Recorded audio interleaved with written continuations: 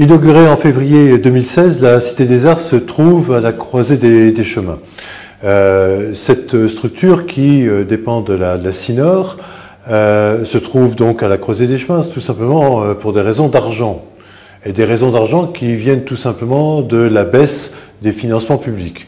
C'est-à-dire que cette baisse représente 10% de son budget global, qu'il va bien falloir chercher ailleurs si la structure qui accueille des spectacles tout au long de l'année veut continuer à présenter, à offrir, à proposer de la qualité et du nombre à ses visiteurs et à ses spectateurs.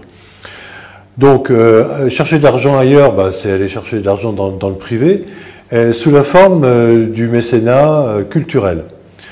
Il y a quelques mois de cela, d'ailleurs, signe précurseur, une conférence avait été organisée dans les locaux, dans la grande salle de spectacle de la Cité des Arts, sur le thème du mécénat culturel. On pourrait dire qu'on commençait à amorcer la pompe. Il s'agit de quoi? Il s'agit de convaincre des entreprises, notamment, enfin en tout cas du privé, de venir apporter leurs moyens financiers ou matériels, mais souvent financiers, à la réalisation et la production de spectacles et d'une saison culturelle.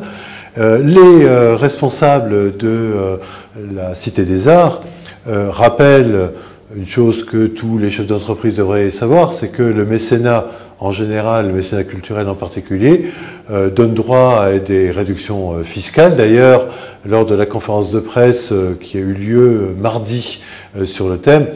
Oui, bonjour. Donc, nous nous trouvons à la Cité des Arts, qui est gérée par la SPL Territo Arts, et dans le cadre du développement donc de la culture au sein de la CINOR, Sainte-Marie, Sainte-Suzanne, Saint-Denis, nous avons créé un fonds de dotation Gaillard Cité.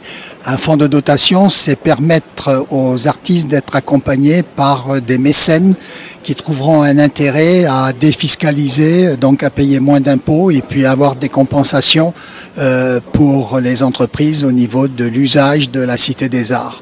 Donc les artistes eux-mêmes, plutôt que de chercher simplement des sponsors, pourront aussi, au travers de ce fonds, cibler leurs propres actions de création et de développement culturel au sein de la Cité des Arts.